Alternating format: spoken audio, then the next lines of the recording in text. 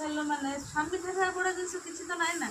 ପଟେ ପଟେ ଚୁଡ଼ି ପିନ୍ଧିଛ କ'ଣ ପାଇଁ ମା ଭଉଣୀ ମାନେ ସିନ୍ଦୁର ଟିକିଏ ନାଉଛ ମାନେ ସୀତାନି ଦେଇଛି ମା ସୀତାନିର ସିନ୍ଦୁର ନାଇଥିଲେ ନାଇଁ ନଥିଲେ ଟିକିଏ ସିନ୍ଦୁର।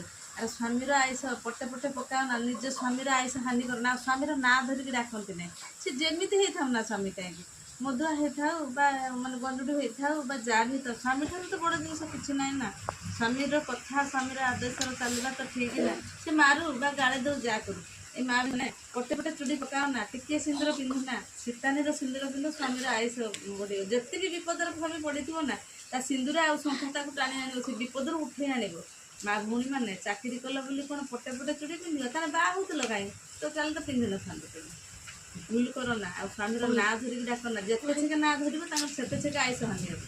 ଭୁଲ କଥା ହେ ମା ଭଉଣୀ, ମୁଁ ଭୁଲ କଥା କହୁନାହିଁ, ଠିକ୍ କଥା କହୁଛି। ଆଉ ଯଦି ବି ଭୁଲ କହୁଥାଏ ମୋତେ କ୍ଷମା କରିଦେବ।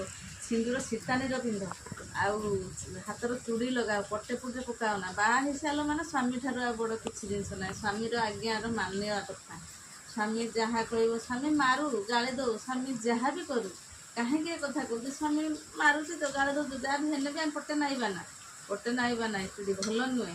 ଚାକିରି କଲ ତ କ'ଣ ହେଲା? ସ୍ୱାମୀ ଠାରୁ ଆଉ କ'ଣ ଚାକିରିଟା ବଡ଼ ଜିନିଷ? ସ୍ୱାମୀ ଦିନେ ତ ଟୋପେ ସିନ୍ଦୁର ପିନ୍ଧିବ ନା, ସ୍ୱାମୀ ନାଁ ତ ଟୋପେ ସିନ୍ଦୁର ପିନ୍ଧିକି ଯାଇପାରିବ ନା ରାସ୍ତାଘାଟର। ଆଙ୍ଗୁଳି କେହି ଉଠେଇବେନି। ଟୋପେ ସିନ୍ଦୁର ମୁଣ୍ଡରେ ଅଛି ମାନେ କେହି ଆଙ୍ଗୁଳି ଉଠେଇବେନି, କିଏ ବି ମାନେ ପିନ୍ ମାରିପାରିବନି, ପିଟି ପାରିବନି। ସ୍ୱାମୀ ଅଛି। ଆଉ ଖାଲି ବିନା ପଟେ ଚୁଡ଼ିର ଟିକିଲି ପଟେ ନେଇକି ଯାଅ, ହଜାର ଲୋକ ପିନ୍ ମାରୁଥିବ, ହଜାର ଲୋକ ଇଏ କରୁଥିବେ। ସ୍ୱାମୀ ଠାରୁ ବଡ଼ ଜିନିଷ କିଛି ନାହିଁ। ସ୍ୱାମୀକି ମାନେ ଇଏ କର ମହାପ୍ରଭୁ ଦୟା କରିବେ, ସ୍ୱାମୀଙ୍କର ଆୟୁଷ ବଢ଼ିବ। ଆପଣମାନେ ଝିଅ ବୋହୂ ଯେତେ ଅଛ, କିନ୍ତୁ କେବେ ସ୍ୱାମୀର ନାଁ ଧରିକି ଡାକ ନା।